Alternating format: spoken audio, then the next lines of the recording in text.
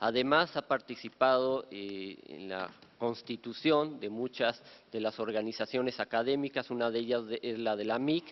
y desde el punto de vista de la academia y su participación siempre en la transformación del régimen comunicacional, pues le damos la palabra a la maestra Beatriz Solís.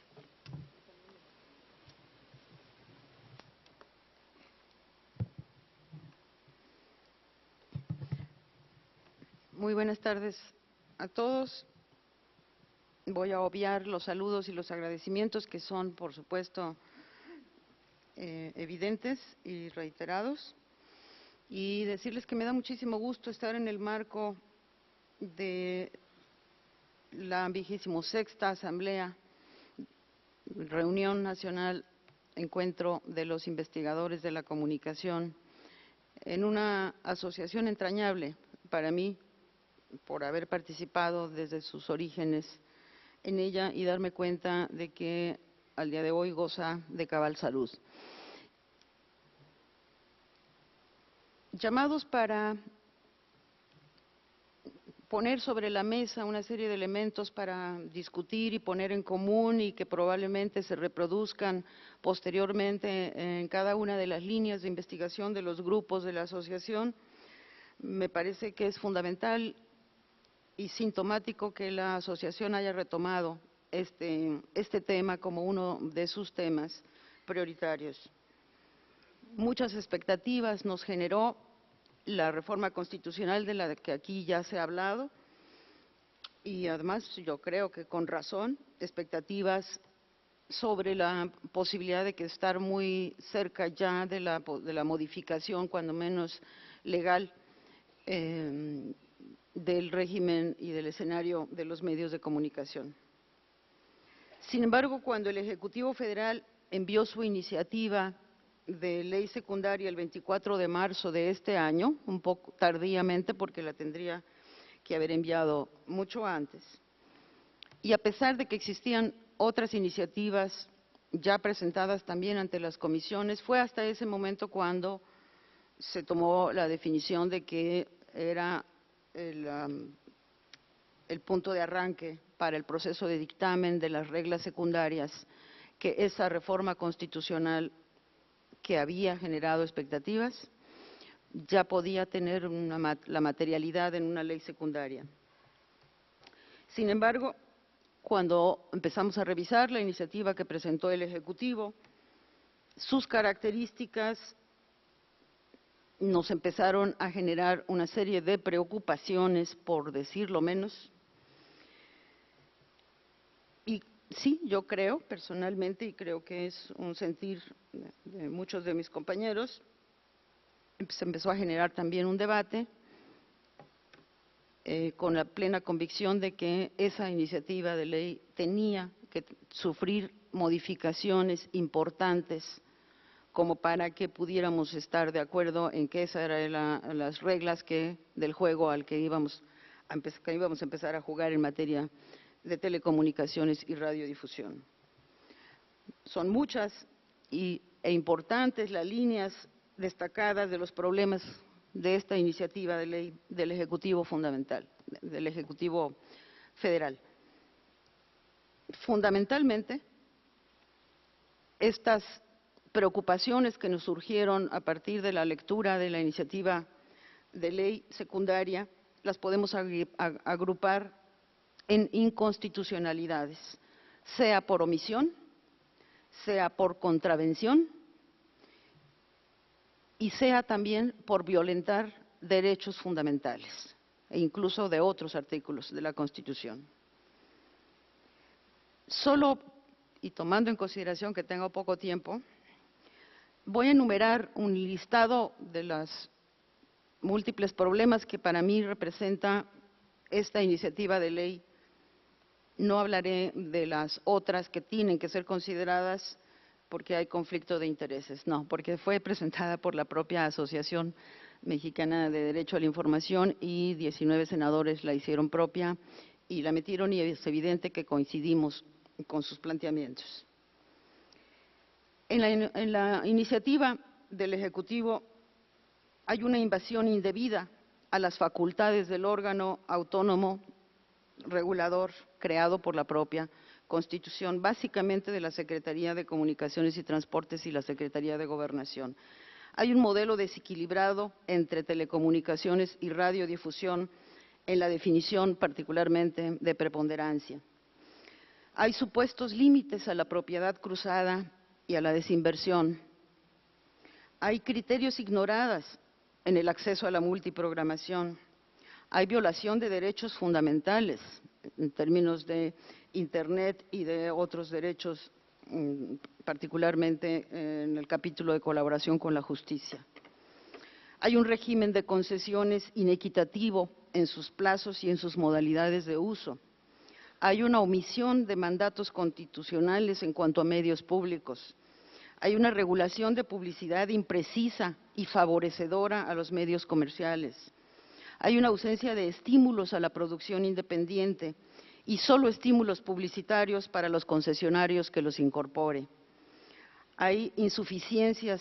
en una segunda ley enviada con esta, de la Ley del Sistema Público de Radiodifusión de México. Hay un régimen de sanciones ambiguo, insuficiente y generador de nuevas inequidades y con autoridades diversas en su supervisión y en su cobro. Son solo algunas.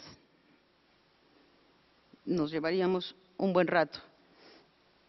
Cada uno de ellos, seguramente los compañeros en la mesa van a profundizar en varios de ellos. Yo solo quería enumerarlas, las que a mí me parece que es como un inventario de las cosas que tendríamos que ponerle mayor atención en la iniciativa. Me voy a ocupar en particular, por una preocupación, entre muchos otros, del tema de los medios públicos. Por considerar que un sistema sólido de medios públicos en este país debe servir como un factor de contrapeso para una oferta estrictamente mercantil a la que estamos expuestos todos los ciudadanos. Además de que en este sistema de medios públicos debiéramos encontrar las ventanas necesarias para que los ciudadanos encontremos los contenidos de calidad que nos merecemos. Un eje primordial para este tema fue cuando la reforma constitucional, en su artículo 10º transitorio, señaló que los medios públicos que presten servicio de radiodifusión deberán contar con independencia editorial, autonomía de gestión financiera, garantías de participación ciudadana, reglas claras para la transparencia y rendición de cuentas, defensa de sus contenidos, opciones de financiamiento, pleno acceso a tecnologías y reglas para la expresión de diversidades ideológicas, étnicas y culturales. Eso nos dice ya la Constitución de cómo deben ser los medios públicos en este país. Con esta prescripción constitucional se intenta satisfacer o trascender la operación actual de los medios públicos como medios básicamente de tipo gubernamental y alejados de su finalidad de servicio público. Un avance fundamental de la Constitución fue incorporar no solo el reconocimiento del propio concepto de medio público, sino el establecimiento de los principios a los que están obligados y que en la iniciativa del presidente Peña Nieto son totalmente ignorados. Incluso en el documento que el senador Lozano pretendió incorporar como dictamen, pretendió también enmendar esta omisión de Peña Nieto en su iniciativa con la brillante incorporación en un segundo párrafo del artículo 86, que establece que entre los requisitos para el otorgamiento de nuevas concesiones de uso público, porque así se llaman los medios públicos, concesiones de uso público, agregó el senador Lozano, en dicha solicitud, los solicitantes deberán precisar los mecanismos para asegurar la independencia editorial, la autonomía, el copy-paste completo del 10º. El problema radica no solo en que no avanza, en la delimitación de las formas que deben adoptar los medios públicos conforme a su debida materialización de esos principios constitucionales. Sino más grave aún, me parece a mí, insistir en un proceso casi autorregulatorio que deja a criterio de cada solicitante decir cómo va a incorporar o cómo interpreta cada uno de esos principios constitucionales.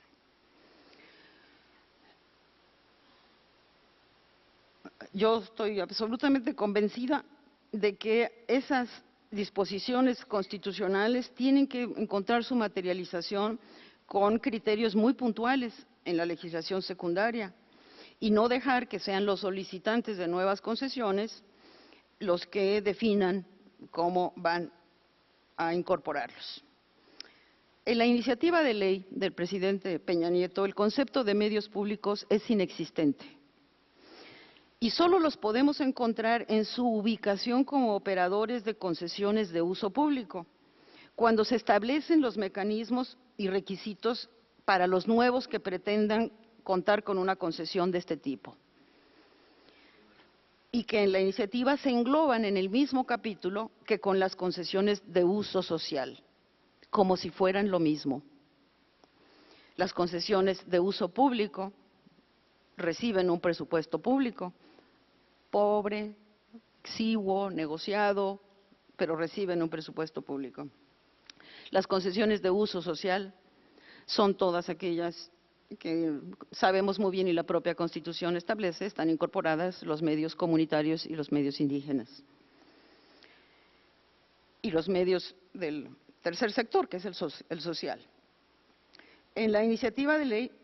establece reglas y requisitos para obtener concesiones, en donde empezamos a encontrar la inequidad con las concesiones de uso comercial, por ejemplo, en los periodos de vigencia, ya que las concesiones de uso comercial serán de hasta 20 años y para uso público y social serán de hasta 15. Por otra parte, señala que pueden tener acceso a concesiones de uso público los poderes de la Unión, de los estados, los órganos de gobierno del Distrito Federal, los municipios y los órganos constitucionales autónomas, quedando excluidas en esta categoría de manera expresa las instituciones de educación superior, que tendrían en todo caso que irse a la figura de concesión de uso social, quiero pensar. En relación con los requisitos exigidos para solicitar una concesión de uso público o social, son tratadas igual, el artículo 85 plantea de manera totalmente inadecuada que los interesados deberán entregar al menos y una lista de 7 requisitos, condición que genera incertidumbre jurídica y que podría motivar un actuar discrecional de la autoridad al no señalar el umbral máximo de los requisitos. A los concesionarios de uso comercial sí se establecen los requisitos que deberá cumplir, a los de uso público y de social al menos estos, al más quién sabe. Respecto a sus fuentes de ingreso, a los medios de uso público y social les establece que deben limitarse a donativos, aportaciones de la comunidad, patrocinios y convenios de coinversión con otros medios del mismo tipo, medio público con medio público, medio comunitario con medio comunitario, los pobres con los pobres, los ricos con los ricos, como si entre ellos pudieran ayudarse a elaborar una producción importante. A pesar de que en el párrafo 17º del artículo 28 constitucional señala que las concesiones para uso público y social serán sin fines de lucro, en la iniciativa del presidente Nieto parece confundirse el no fin de lucro con vivir en la miseria, lo que no significa una limitación. El no lucro no significa una limitación para que ese tipo de concesiones pueda vender espacios publicitarios o servicios, siempre y cuando dicha actividad no se convierta en la finalidad de lucro o fin de la última del objeto social, o que esté acotada en términos de porcentaje, legalmente autorizado o en el uso de sus ingresos, en fin, una serie de medidas que podrían perfectamente establecerse para hacer la diferencia. Por otra parte, además, como les decía, de la iniciativa del Ejecutivo, y no vuelve a decir nada más de medios públicos, no es que yo haya sintetizado, eso es lo que dice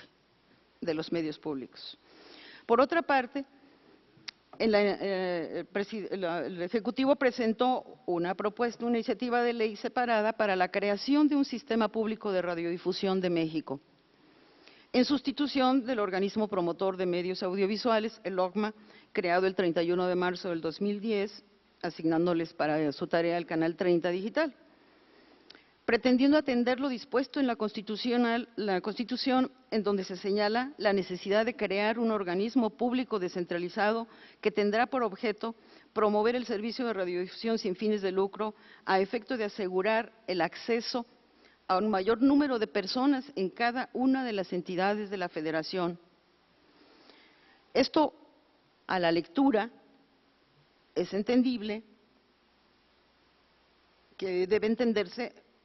como una obligación de crear al menos una cadena pública de radio y una cadena pública de televisión para llegar a todas y cada una de las personas en cada una de las entidades.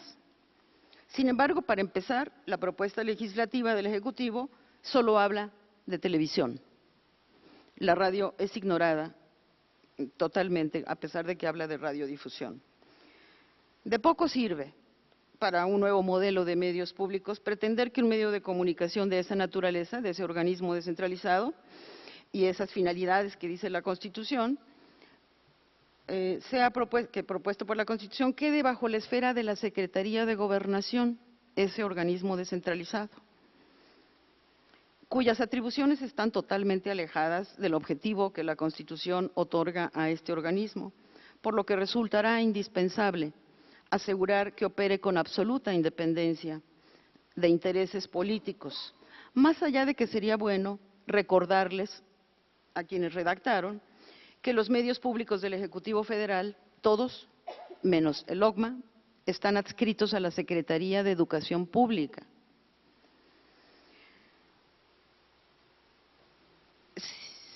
Si esto fuera poco, y ya para terminar, si esto fuera poco,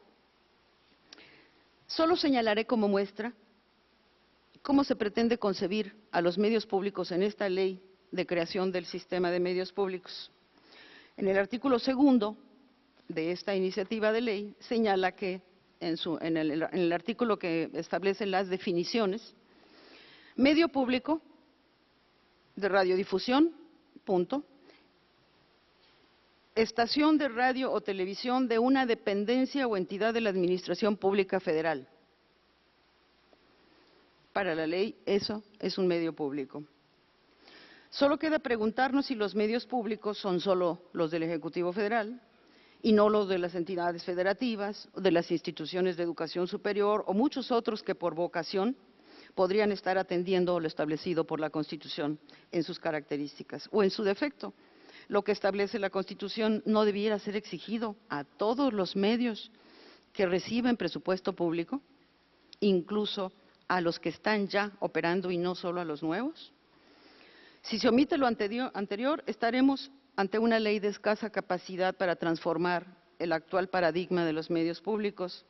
para mantenerlos en su actual dependencia jerárquico y funcional del Gobierno federal, de los gobernadores de las entidades, sin posibilidad de fortalecer su naturaleza de servicio público. En este foro no podemos dejar de lado o mantenernos ajenos a lo que aquí reflexionamos, como si no nos afectara, o como si no existiera, o como si no fuera un asunto que va a modificar el escenario que estudiamos. Por ejemplo, otras propuestas en donde se consideran ampliamente a los medios públicos incorporando a los principios constitucionales, como las iniciativas que de todas maneras tienen los legisladores en su mesa. No aceptemos, quiero proponerles, que no aceptemos que otros definan lo que tanto hemos buscado, un sistema de comunicación democrático que cuente, entre otras cosas, con medios públicos verdaderos y hoy reconocidos constitucionalmente. Estoy absolutamente convencida de que la academia reunida en la Asociación Mexicana de Investigadores de la Comunicación volverá a asumir esa necesaria vinculación entre la reflexión de los fenómenos de la comunicación con la necesaria incidencia que debemos de tener para que no solo sean otros los que definan las reglas del juego. Muchas gracias.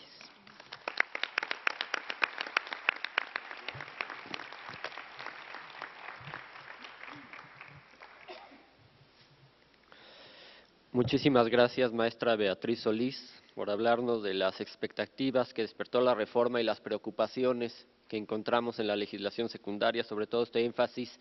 en los medios públicos y sociales. Les informo que la MIC está en las redes sociales. Tenemos nuestra cuenta de Twitter que es @amic-